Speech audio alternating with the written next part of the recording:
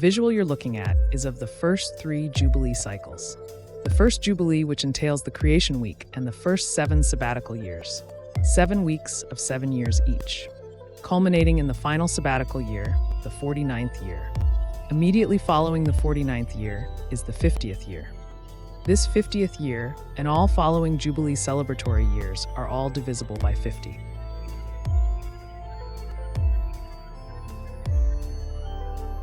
The first Jubilee is recognized by the number of its Jubilee. In the case of the first Jubilee, it's the number 50. The second Jubilee is 100, and the third Jubilee is recognized by the number 150. All of these numbers are divisible by 50.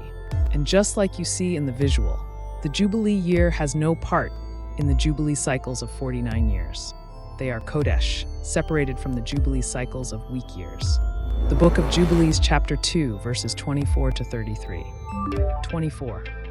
And to this, Jacob and his seed, it was granted that they should always be the blessed and Kodesh, separated ones of the first testimony and Torah, even as he had sanctified and blessed the Shabbat day on the 7th day. 25. He created heaven and earth and everything that he created in 6 days, and Yahweh made the 7th day Kodesh for all his works. Therefore he commanded on its behalf that whoever does any work thereon shall die, and that he who defiles it shall surely die. Wherefore do you command the children of Israel to observe this day, that they may keep it Kodesh, separated, and not do thereon any work, and not to defile it, as it is more Kodesh than all other days. And whoever profanes it shall surely die, and whoever does thereon any work shall surely die eternally, that the children of Israel may observe this day throughout their generations, and not be rooted out of the land. For it is a Kodesh, separated day, and a blessed day. 28. And everyone who observes it and keeps Shabbat thereon from all his work will be Kodesh, separated, and blessed throughout all days like unto us. Declare and say to the children of Israel the Torah of this day, both that they should keep Shabbat thereon, and that they should not forsake it in the error of their hearts, and that it is not lawful to do any work thereon which is unseemly, to do thereon their own pleasure, and that they should not prepare thereon anything to be eaten or drunk, and that it is not lawful to draw water, or bring in or take out thereon through their gates any burden which they had not prepared for themselves on the 6th day in their dwellings. 30. And they shall not bring in nor take out from house to house on that day, for that day is more Kodesh, separated, and blessed than any Jubilee day of the Jubilees. On this we kept Shabbat in the heavens before it was made known to any flesh to keep Shabbat thereon on the earth. 31. And the Creator of all things blessed it, but he did not sanctify all peoples and nations to keep Shabbat thereon, but Yisrael alone. Them alone he permitted to eat and drink, and to keep Shabbat thereon on the earth. 32.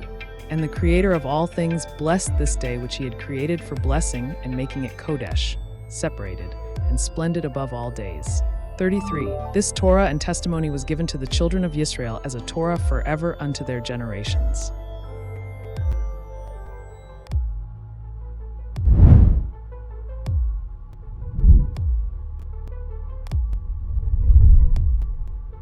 Now let's calculate using the SJF.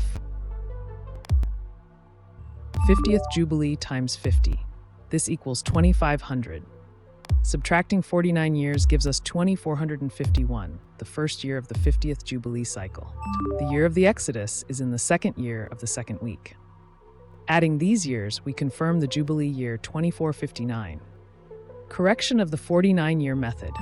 Mr. Smith argues that using the 49-year method forces Jubilee celebratory years into the cycle where they don't belong, leading to errors.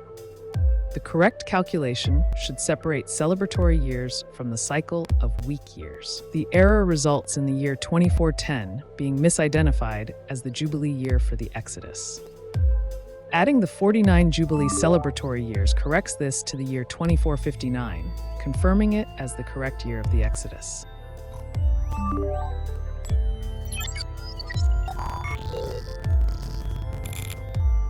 The symmetry found in using the Smith Jubilee formula, SJF, and the third method is nothing short of amazing.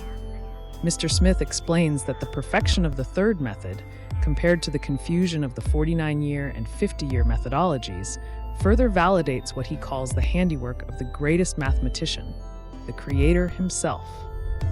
He often says that he didn't create the third method, he only discovered it. Although the 49-year and 50-year methods are inadequate when used independently, Mr. Smith points out that when both systems are used together, they reveal the third method. This third method becomes the correct lens to view the chronology locked away in the Book of Jubilees. To understand this, consider that every odd-numbered Jubilee contains specific numbers in the 7 sabbatical years, and these numbers never change throughout the entire Jubilee timeline. These numbers are 7, 14, 21, 28, 35, 42, and 49. This creates a cyclical system that made it easy for the Israelites to know where the sabbatical year falls in each week. In contrast, every even-numbered Jubilee cycle also has a set of specific numbers that exist for their 7 sabbatical years. These numbers are 57, 64, 71, 78, 85, 92, and 99. Additionally, all even-numbered Jubilee final years will always end with 99, and odd-numbered Jubilee final years will always end with 49. Take a look at this diagram for a moment and witness the perfection for yourself.